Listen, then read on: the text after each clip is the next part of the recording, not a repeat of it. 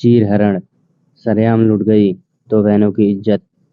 रात का दूसरा पहर, दरवाजे पर आहट सुनाई पड़ी। कोई दरवाजा खोलने की कोशिश कर रहा था। आहट सुनकर नीतू की नींद उचट गई। वह सोचने लगी कि कहीं कोई जानवर तो नहीं जो रात को अपने शिकार की तलाश में भटकता हुआ यहाँ तक आ पहुंचा हो। तभी उसे दरवाजे के बाहर आदमी की छाया सी मालूम हुई। उसके हाथ दरवाजे पर चढ़ी साइकिल को खोलने की कोशिश कर रहे थे। यह देख नीतू डर कर सहम गई। उसके पास लेटी उसकी छोटी बहन लच्छो अभी भी गहरी नींद में सो रही थी। उसने उसे जगाया नहीं और खुद ही हिम्मत बटोरकर दरवाजे तक जा पहुंची। साइकिल खोलने के साथ ही वह चीख पड़ी, मलखान तुम, इतनी रात को तुम मेरे दरवाजे पर क्या कर रहे हो? नीतू को समझते देर नहीं लगी कि इतनी रात को मलखान के आने की क्या वजह हो सकती है।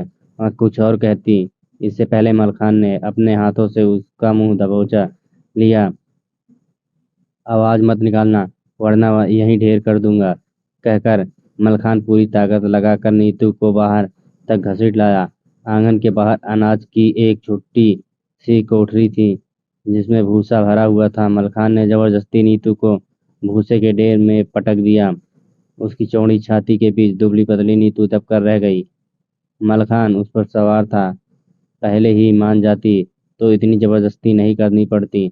मलखान ने अपना गच्चा और लुंगी पहनते हुए कहा, लच्छो, जो नीतू से 2 साल छोटी थी, उसने करवट ली तो नीतू को अपनी जगह न पाकर उठ बैठी। दरवाजा भी खुला पड़ा था।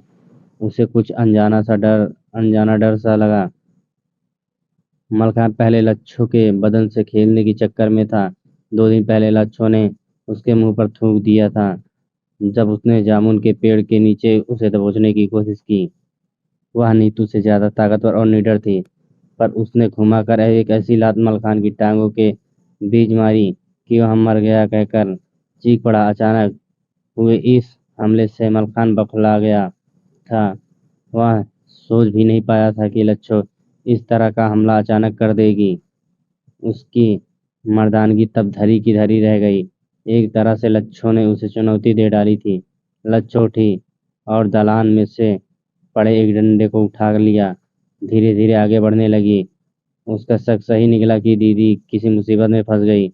मलखान उस अंधेरे में भागने की कोशिश कर रहा था कि अचानक लच्छो ने घुमाकर डंडा उसके सर पर जड़ दिया। डंडा पड़ते ही वह भागने लगा और भागते भागते बोला, सुबह देख लूंगा।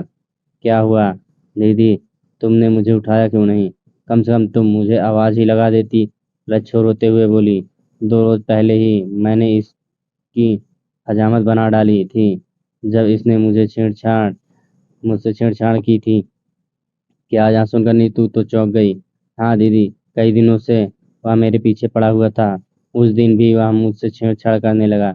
उस दिन तो मैंने उसे छोड़ दिया था, वरना उसी दिन उसे सबक सिखा देती। लच्छो ने नीतू को सहारा देकर उठाया और कमरे में ले गई। दोनों बहनें एक साथ रहकर प्राइमरी स्कूल के बच्चों को पढ़ाया करती थी। कुछ साल पहले उनके पिता की मौत दिल का दौरा पड़ने से हो गई थी। वह बैंक में मुलाजिम थे। पिता की मौत के बाद उनकी मां श्यामरथी देवी को वह नौकरी मिल गई थी। चूंकि बैंक गांव से काफी दूर शहर में था, इसीलिए दोनों बेटियों को गांव में अकेले ही रहना पड़ रहा था। माँ कभी कभार छुट्टी के दिन में गांव आ जाया करती थी।